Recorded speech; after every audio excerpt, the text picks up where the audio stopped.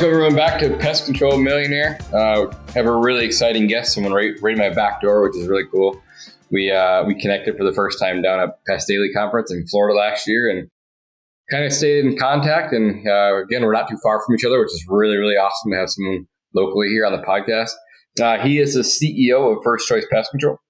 He's been in the industry a super long time, and they're right here, like I said, in Eau Claire, Wisconsin. So excited to have you here today, Mike. Sorry for the little mess that we had at the beginning. I drove 4 hours to get home just to chat with you. So I appreciate you being here, man.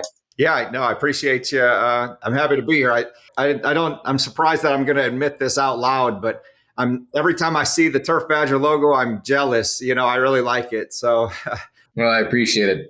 Yeah. It took a lot of time and effort put in. It wasn't something that we just kind of slapped together, like we all started out the first time we ever did it. But the second time I started a new company, had a little bit more thought process behind it, knew what I was doing a little bit more. So thanks. I appreciate it. So Mike, you've been in this super long time, but like if you and I were sophomores in high school, who is Mike Ness back then? I don't know. To be honest, I didn't really have a clear identity. I just kind of hung out, played street football, played not the entirety of high school, played like organized football, but I started playing tackle football in 5th grade and I played all the way through. And I don't know. Maybe at the time I just had other priorities, I guess. For sure. Were you like, did you do really good in school? Did you show up to school? Are you like the kid who was kind of a little bit rebellious? Did you take orders? Like, what does that look like? Yeah, definitely not like a grade A student or anything like that. I wasn't, I suppose like any kid, I didn't really like doing homework. I'm not like incredibly intelligent. So, my grades weren't super well. The things that I enjoyed, I did well on. And the rest I kind of struggled through. If there were some things I could change and go back and do, it's 2020 that way. But I just kind of went through. Actually, right out of high school, the first thing I did is I went to school to be a machine toolist. And anybody that knows, like, I just don't have the patience for that. I just kind of did it because my buddy did it. So I didn't, in high school, I don't think I just kind of hung out. I didn't really have much of my thing. I worked a lot when I was 16, I started working a lot, really. Awesome. You went to Chippewa Valley, right? If I remember correctly? Yeah. I went to school out north, and I went to the technical college here and got a marketing degree. But really a lot of what I've done, with pest control, I haven't actually been in it super long. I've only been, quote, in it about 4 years. That's the same as me. Yeah, only about 7 years kind of behind the scenes. Really, all my experience is with restaurants and the service industry, which kind of tied together with this. But not super long. We've had some different iterations, but really the company took form because my father-in-law, who I own the company with, he was looking for a new job, and he saw an ad for pest control, and his exact thought was, "Hey, I like to kill things, so this might not be too bad," right? In between, walk us through. So you graduate high school, you go to college. What are you doing between college and pest control? Was that, as you said, restaurants? Were you working in a lot of restaurants then? Yeah, restaurants, mostly quick service. If you've heard of them, Sbarro, and then Villa Italian Kitchen, Villa Restaurant Group, based out of New Jersey. I started out just basically washing dishes, doing whatever, worked my way up, store manager, district manager, director of operations. Then I helped oversee the franchise side for Villa. So I got a lot of different experience from looking at the business from the other side, other than straight in it from the day-to-day operations. That's really cool. And then you said you went to school for marketing as well? Yeah. I picked it mainly because it was easy. Did you like it? Do you still like it to this day? Yeah. It's my favorite. I think if you asked maybe any entrepreneur, it's probably the best thing, unless they just really struggle with it. But I think, the accountability behind the marketing is more, dangerous than the whole marketing, because the marketing, that's ideas. That's the fun stuff in my opinion. Yeah. And then it's execution that can get difficult, right? I was just like, that's one of the reasons that I was in Appleton yesterday recording content. We have 96 videos. I'm like, oh my gosh, now I got to see and like go through all this and get off to these guys and get the sorted out. But yeah, another thing. I mean, you have a good following for sure. Like you reach how many million views or whatever. I mean, we got a lot. We got a lot for sure. But yeah, like I said, it's really awesome that you're so close. Like, I know we've seen your trucks around, we've seen you around. Like, it's really cool just to have someone like in your back door and that you can work with together. You know, like everyone thinks that even though we're close, that we're going to be competitors in a way we are, but like we're a friend. Like we can work together. It works out well, you know. So why don't you? So from marketing, you go to the business, and then your father-in-law sees an ad that says, "Hey, I like to go kill things." And how do you get tied into all of it? So yeah, he was. So that's what he liked. That's what he liked to do. You know, the rest of it's not good. So he started. He got a few accounts, and he's. You know, I'm sure if he would have just continued on like he would have built a nice, solid job for himself. So like, were you there day one, or is he like already killing things? He's already got a route built, and then you come in later. Yeah, like 9 months, a year, something like that. Really what happened, I was at his house on one Sunday afternoon, and him and another daughter, they were working on this flyer for a marketing. And it was not good. I mean, this is probably when I was going to school for marketing. So I was, thought I knew what I was doing or something. So I was just like, trying to help him. And that's really kind of the first time that started to mesh. Gotcha. And like, I know you mentioned like entrepreneur spirit. Did you always have that in you? Yeah, it's always something that, I thought of and something I wanted to do. I just didn't know or didn't take the time or the steps to figure out what that meant. But prior to that, I mean, I started thinking about doing like, what can I do as a, side hustle or whatever back, 20 years ago or whatnot. Like, how can I really make sure I take care of myself later in life as well as right now. So I started to think about these things, and then, it's kind of worked out. Maybe it was timing or whatever that they were working on that flyer on that Sunday afternoon. And, it kind of started from there. Okay. Gotcha. So he's in business 9 months. You're sitting there on a Sunday afternoon, you're looking at this marketing thing. Okay. And then what happens? So, he thought about it. We met, we agreed, and we started going. Like right there at the dinner table, like right then they're like, hey, you're good at this. I'm good at this. Let's do this together.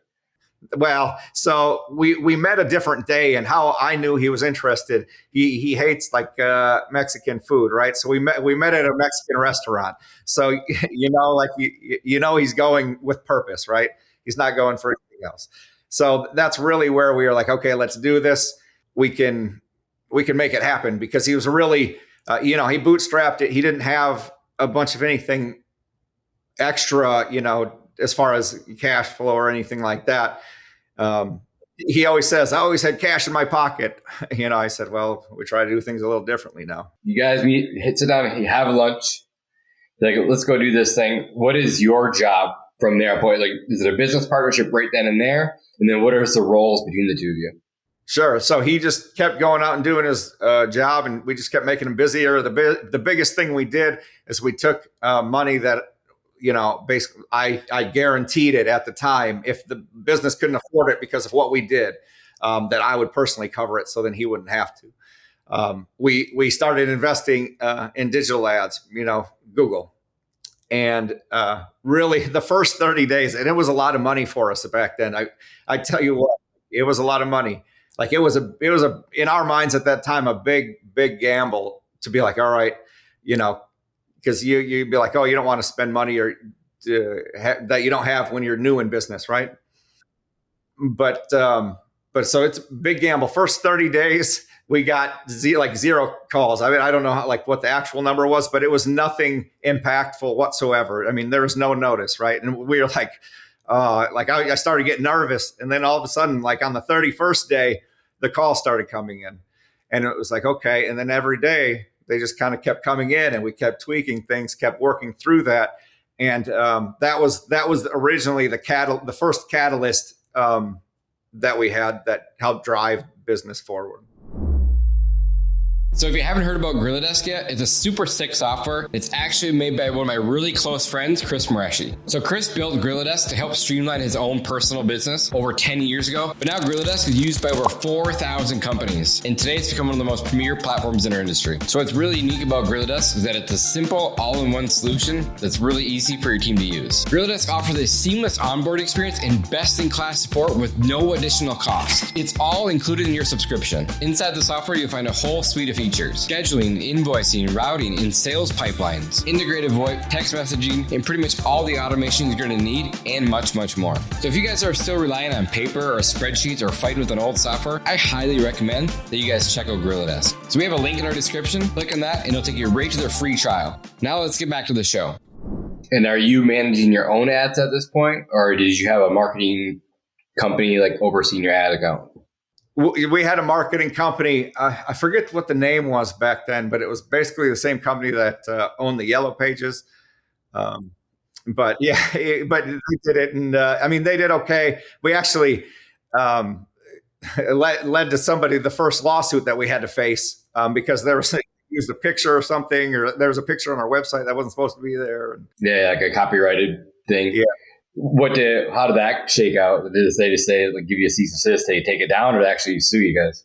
Yeah, they sued us. Like they started with like $100,000. We're like, well, good luck. It's half of nothing, right?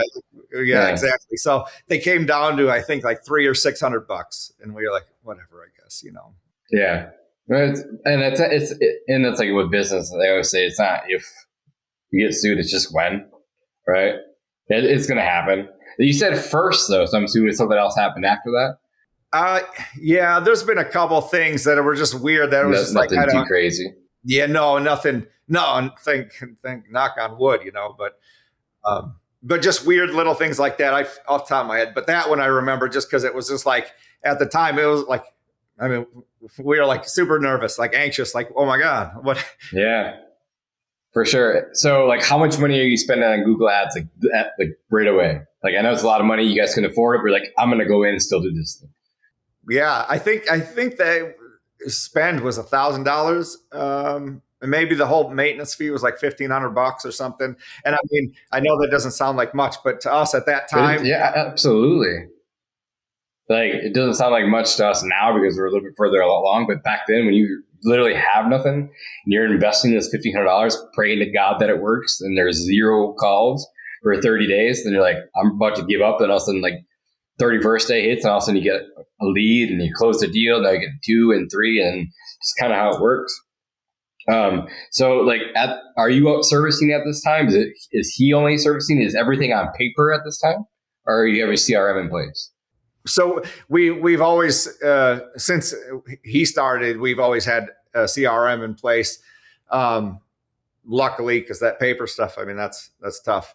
But he was the only one servicing probably for a year and a half or something like that. We saw growth, but not a ton. And like, especially here, the area, like when winter hits, right? There's no incidents. There's no, the business is completely different than in the spring, summer, and fall. And so over that first time, we were like, all right, we stopped the spend on, I think, everything over those months, because we were like, well, if we don't have something coming in, well, how can we have something going out? And we just, again, it's about taking the risk or how far do you want to push it? Because it's always a risk or an investment. It's never a for sure thing, even if you have all the numbers in the world. So anyway, we just we paused it, and then we continued in the spring and it kept going, and then we brought one tech on, and then so on. That's awesome. What services do you guys offer now, or what did you offer when you first started compared to what you offer now? For when we first started, we'd offer whatever called in, Yeah. We're like, are you doing one times? Are you doing quarterlies? Just whatever. Yeah. Really whatever. We had like a structure where with rodents, it's always going to kind of be an issue unless you're doing a full exclusion, but still you can, have some points to where having bait stations is still a good thing to have. But at that time we would offer, monthly, bi-monthly, or quarterly rodent service. But as far as your traditional recurring revenue, like we'd have like a fall treatment this year, and then we'll have a fall treatment next year. But yeah, so it's like a one time, but it's a recurring. Yeah. That's how majority of us started out, right? And then at that time during the winter, you said you shut down all marketing. Are you still doing some jobs through the winter, or were you just doing like triennials or biennials or one time per year, then taking the few months off completely? Sure. So we do commercial and residential. So we'd have a certain amount of commercial work to do anyway. And you just don't get the, rodent, service add-ons or insects. Right. Yeah, for sure. So that's how the business started, and then kind of just bring us up to where you guys are at today. Like I think I saw some of you moving into a new market soon, or maybe moved into a new market. So you guys are growing fast now. Walk us through. I know it's a short period of time, but give us like the last year and a half. Like what happened? Sure. So once we had it set up going with Lloyd and myself, we actually brought another partner in. But then he was with us for a couple of years, but we split with him, and he covers, the area like Wausau, Stevens Point, but he's not, he uses the name. It's a DBA situation. And then we cover the rest kind of Wisconsin. We don't go super like into Milwaukee, but. Yeah. So the one that's the trucks that we see or whatever in our area, that's not you guys. That's actually someone else that just uses your guys' name. Yep. Does he pay you guys to use the name? Is it a licensee deal or anything like that? Yeah. He pays us a royalty. We haven't pushed like a franchise type, but it was just an agreement really to buy out. Has it been good? Yeah. It's been good. Eventually at some point, I think we'll go away from that probably, and they'll just kind of be independent on their own. But time will tell, but I think that it's kind of in place to happen just because, not that we'll impede on each other, but there's just different ramifications as each one of us grows for that to happen. Yeah. What would you say the pros and cons are of that deal? Because you hear a lot of people talk about opening up another market, things like that. So give me some pros and cons that you experience. The biggest thing is having someone you can trust, and someone that's going to hold themselves accountable to holding the brand standard. I think a lot of folks get caught up with pest control because there's a lot of different products out there that target the same thing. Essentially, there's a lot of different treatment methods or just thought processes in theory on how something should be treated or handled. So I think holding the brand standard is something that's a little bit of a challenge because of that. So how do you standardize something that has one insect, but you could treat it, 10 different ways. Yeah, exactly. Yeah. We ran into that same issue, so, early on we started second office, third office, the same issue. Like, okay, there's the problem. We know how to solve it. How are we going to get everyone else to solve it? Right. So we went through the whole brand standards. We have it all outlined, every single service, SOPs, everything. And expect them to do that way. We have a whole training platform online, no matter which area they're in. They all learn the same way.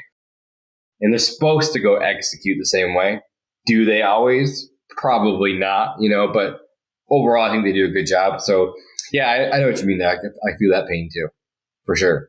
Ultimately, the treatment, as long as it follows the label and the law and all that stuff's taken care of, really it just comes down to the brand is just the service being provided, though. So, you kind of work through that minutia because I'm sure they do great treatments. They might do some of the same as us. We from the same tree, so I get it. I actually learned Chuck, the guy that was here, he expedited my learning curve tremendously because he was a certified entomologist. And so as I was getting into the field and seeing different situations, he'd have an answer right away when I had a question. So especially the first year or two, I was always Chuck. So he was a big lifeline for myself. And how did you happen to find a certified entomologist in your area? Did he happen to just show up one day? He worked with Chuck at Guardian right before he started his own. They worked at a Guardian Solutions out of Duluth. No, yeah. So they had experience in the past a lot. And they've been with Guardian for years. Gotcha. And that's typically just what you see, right? So typically A guy's been with the company for a long time, call it Guardian, Orkin, Terminix, whatever, and they see their route. They're like, oh, I'm doing 200,000 a year. Like, oh, I could go do this on my own. They go and do that on their own. And they build a route. It's going to be like 200,000. Like, it's just what they know. So that's just what they do. But then it takes someone like a Mike Ness to come in. It's like, hey, like, let's scale this thing. Like, yeah, you're doing good, but let's just take this to 2, 3, 4, 5, 6, 7, 8 technicians. And that was obviously your skill set. Yeah. It worked out great with Lloyd's really love for wildlife and, things associated with that. And it meshed really, really well. And it just to be able to move forward quickly because like it eliminated a lot of the curve as well. Cause he had the background and then we just had to, really come together and get it done. And we worked together really, really well. How long has your father-in-law been doing pest control before that? Total, he's probably been doing pest control 12 years. Okay, so a long time. So you said that you guys do with wildlife as well. Then you talk about exclusion work. So you're kind of full service pest control. Is there anything that you guys don't do? The only thing we don't do, moles. Moles they're a thing that it's not that they're difficult. It just requires too much follow-up. It's tough for us to make it profitable and have any kind of a price structure that a customer would accept. Yeah, for sure. We could talk offline about that. We run like downstate Grand Rapids is the craziest place ever for moles, and we've got a really good system. So we could chat after the podcast and kind of tell you what we do down there. Works really well. I'm assuming you guys do full exclusion work, bat work, things like that. How are the bats been this year for you guys? Then we've got slammed like in Iowa here. It's been crazy. Yeah, slammed, but I mean that's kind of the story every year. Every single day, there's guys. We have one, if not two teams on a roof, doing exclusions, and like really, this is the perfect time for bats to get really active, and then that will roll right into the squirrels. Start chewing holes in the soffit or the fascia or however, and we'll come through and we'll trap or eliminate the squirrel, the nuisance pest, and then basically we'll custom bend metal so it's repaired to where it's going to meet the eye test. Yeah, that's awesome. Are you guys doing a lot more one-way doors? So you're trapping everything, or a little bit of both? The biggest thing with squirrels, we're trapping. I wish we could utilize the one-way doors more often because it would mean less time to go back. But with squirrels, a lot of the times you just see that if you don't eliminate the squirrel, to chew their way back in. Yeah. So it just becomes more of an issue and then more of an expense. I agree. I have maybe I shouldn't say this on the podcast, but I have a BB gun that sits right out my front door of my house, and the squirrels are everywhere. So let's just say some just don't make it. Yeah, they can't get in the house. And I'm a lawn guy at heart too. So like they're just digging up my lawn, burying their squirrels, or burying their acorns, and it frustrates me. And then like I just think like all my neighbors, like these squirrels are going to try to get it at some point, right? So I talk to all my neighbors. They know like it looks like a rifle, but it's just a pellet gun. But I went and talked to them, told them what I do. Like, oh yeah, that's fine. But you don't want these in your house, do you? Like, well, no. I'm like, well, let's just stop them before they even get there. 100%. Yeah. I know you do a lot of marketing yourself. I know you probably still have a marketing team behind you. What has been working in your area for the last couple of years or last year? What have you guys been focusing on? Like, is it you do Facebook, online, offline, a little bit of everything? The digital space has always been number one by far. Really, a lot of it's referrals. Right now we probably just over double. Like if we get 30 new services in a day or 30 new customers, we'll see the new services from existing customers probably, we'll see 34 or 35 on that day.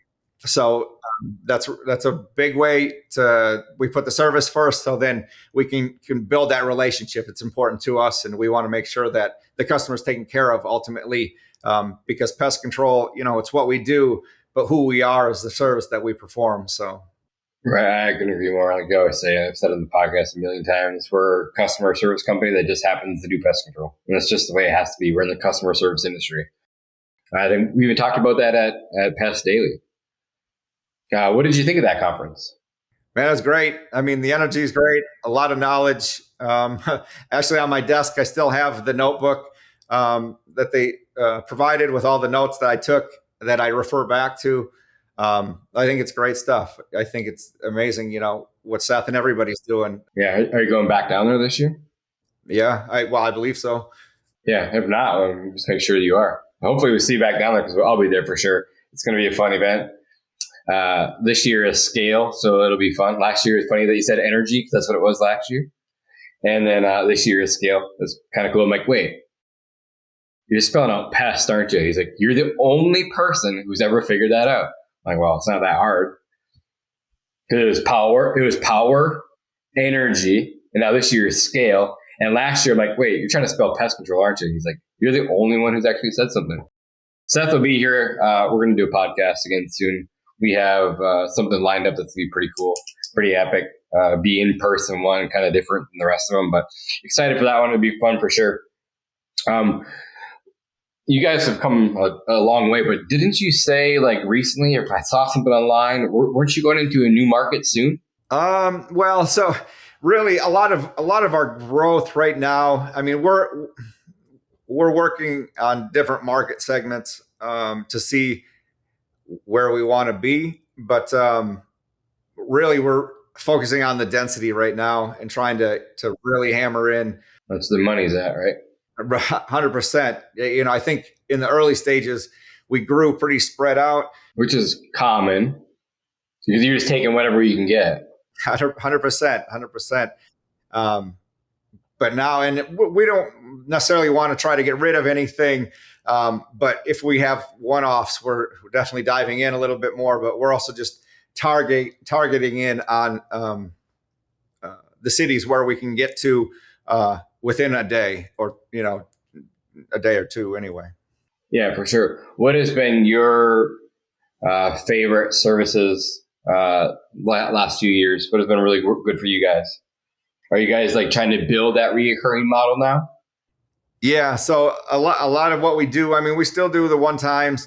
I guess we haven't taken a hard stance on it, but yeah, again, we know our market and everyone can say like, that's down south. Like, oh yeah, you just got to sell value in the winter service. You and I both know if you sell that value all day long, they still don't understand.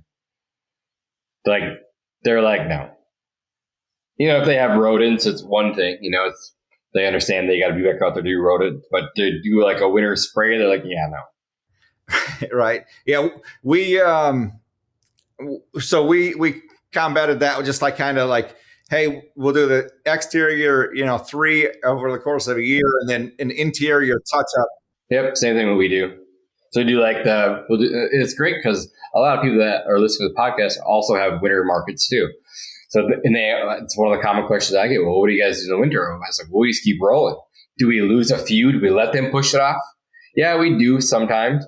But we're not going to hold their spot, so they'll have to pay an initial springtime, but whatever. But I'm not going to lose a customer over it either. To me, it's not worth it to lose a customer or a yearly customer over one service. So then push it off. But yeah, we'll do the same thing. We'll just go there. We'll do the basement, the garage, do the interior treatment, do the same thing you guys. It's the same exact thing. So it's good for everyone to hear like that is in market. Like you can still keep doing pest control. 100%. And even like it's taken me a long time to learn it or be okay with it, or I'm still not 100%, but I understand the purpose because of forecasting and just planning out the business and the growth. If you don't have that revenue and it's somewhat predictable, it's tough to grow or scale just because how do you forecast something that may or may not come? Right. I agree. And when did you guys start doing that? Recently or? Yeah, we rolled it out two last year and it really did not do well. We did it not well. Why do you say that? Why do you think it wasn't well? Like this is the podcast is for, so everyone can learn. Like there are mistakes that people are coming up. Like, what did you guys do good? Or what did you do bad?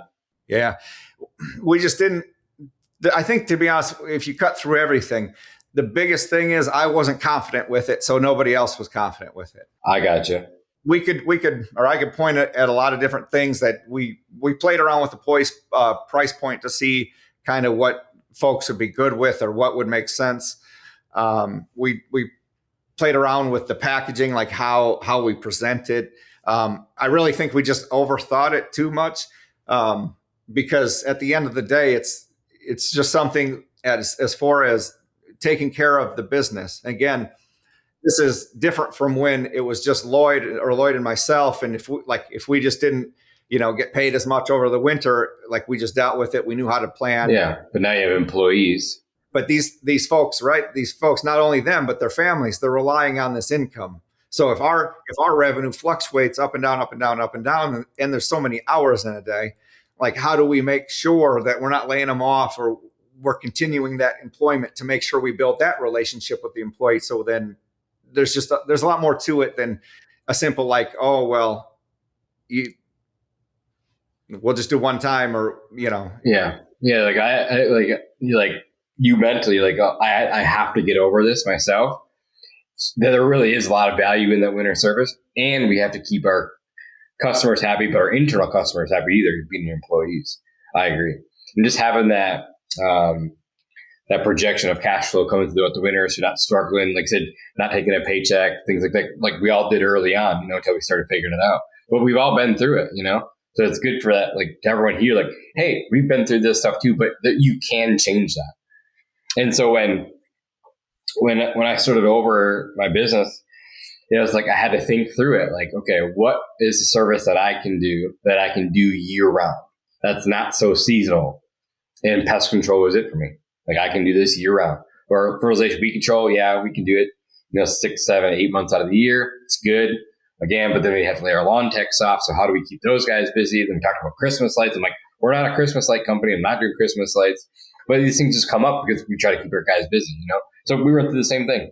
Yeah, that Christmas light thing, it always echoes in my head, because, like you said, I still think back like, oh, we just got to make sure we're staying busy. But frankly, if we did it, it would cripple us because we're busy. I mean, we're already busy. Yeah, and so with that, it's just like, I don't want to be a Christmas light company. People will push back on this, but like, if I have time off, with a little bit more time, like, let's just get better at the things that we do currently. Let's not focus on other service.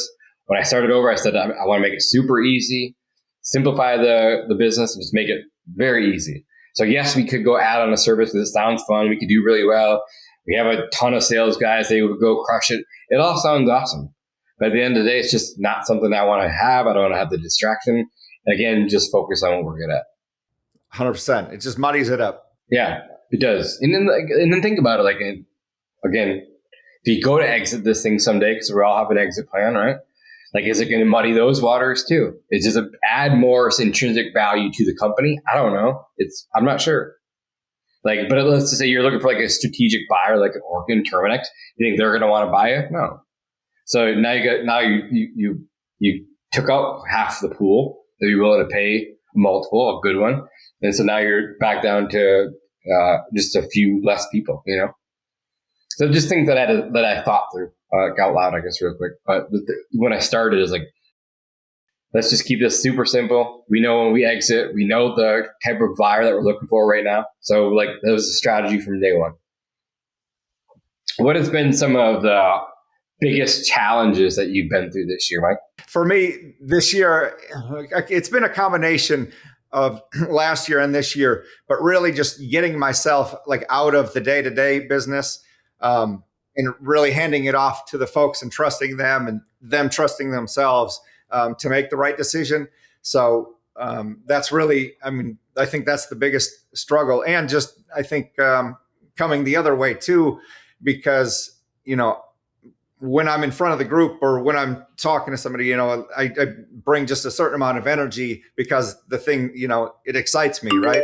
And you take that away and not everybody gets it, because you always, no matter what business it is or industry, you got the 20, 60, 20, 20%, they're the best of the best. 60, they kind of go with the flow. The bottom 20, they're the worst, and then that middle 60, they're either going to go up if the top 20 is good enough or, can influence well enough. But if the bottom 20 is stronger, they're going to pull them down. So that's really the culture piece, I think. So really redefining or outlining how the culture should be versus what, some piece of paper says it should be, but what it actually looks like. Yeah. In Good to Great, he says that it's the good people are the worst ones because you know who the great ones are. They're going to go above and beyond. You know who the bottom ones are because they don't really do anything. They should just go. But it's that core group that you want to be great, but they're not good. They're not bad. They're just kind of stuck in the middle. He says that everyone should be great there. So off on a tangent. But yeah, I know exactly what you mean. For sure. Any other struggles that you guys have dealt with this year that have just been heavy on your mind? So it sounds like a lot of personal growth is happening this year, right? Yeah. Oh God. This whole ride, you don't have a choice.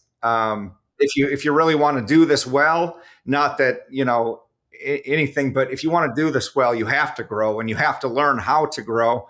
And man, and with my kids, like I've learned over the last year or two so much more about who I am in order to help other people as well. So I think that's, yeah. Yeah. One thing that I taught my guys that I preach to my guys and my team is about, we talk about delegation. And so I'll literally just say, because they'll have a question and I'll just answer it like this. So what is in the best interest of first choice pest control? As long as they answer that question, like what is the best for first choice, right?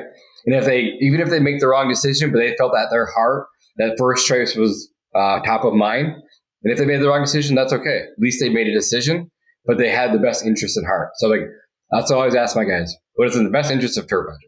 If you answer that question and run with it, sure, I'll be okay with it whether you made a mistake or not. I know at heart you came from the right spot.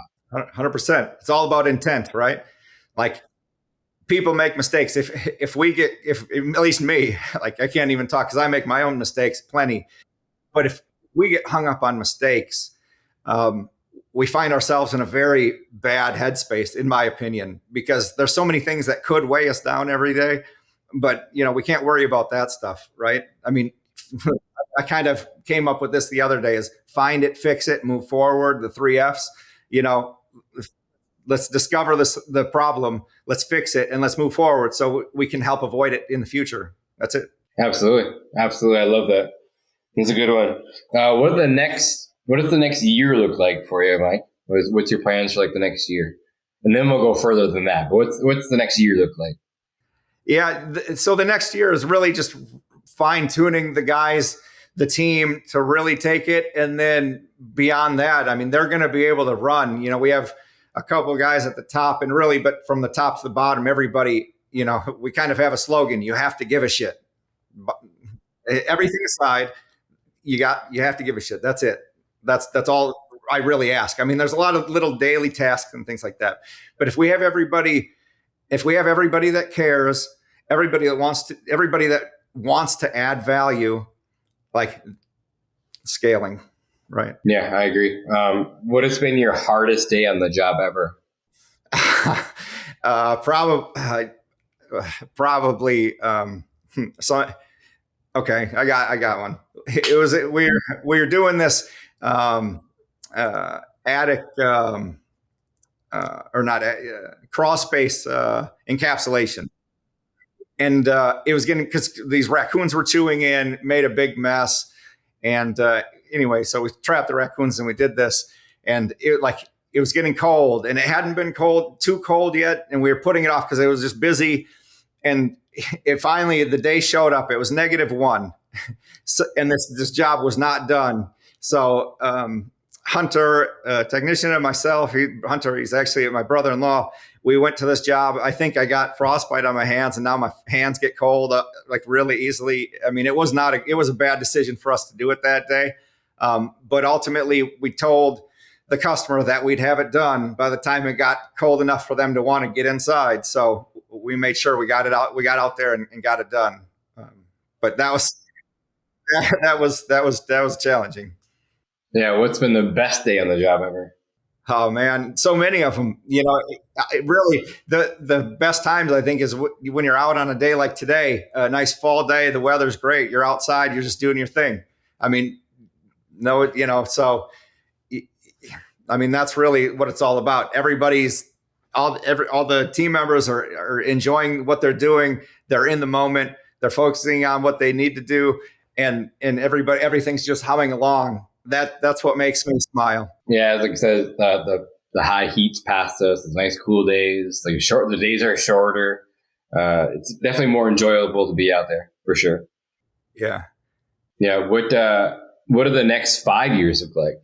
It's hard to say because I didn't necessarily set out, and it's still not necessarily my intent to be the biggest pest control company out there or anything along those lines. The next 5 years, it's hard to predict, but just making sure the team stays together and really everybody keeps enjoying it, and we keep building it and becoming a local brand that everybody knows and trusts and is reliable. That's kind of where we didn't talk about it earlier, but it's kind of where we spent the last 9 months and really trying to get into the local, sponsorships like some youth sports teams. There's a sports YMCA sports center where they have flag football and basketball for kids and all the stuff that we're putting a banner up at. So really just the local marketing, because we really want to be a part of the local community, and we believe in helping make that better. Yeah, even in my hometown, like I sponsor an 8th grade football team. They all wear pink jerseys. It's cool, like they all have our hats on. Same thing with baseball. I do a baseball team it's so cool to see and to give back and to provide to the community too. It's super fun. I enjoy that. Like I go, they'll send me pictures, they'll post us on Facebook. It's just awesome. I love it. I was a big sports nerd back in the day, and I loved football, and it's just cool. Like I had my nephews come through it. I've had friends, kids come up through it. One of my friends from high school is the coach now. So it's really cool to see.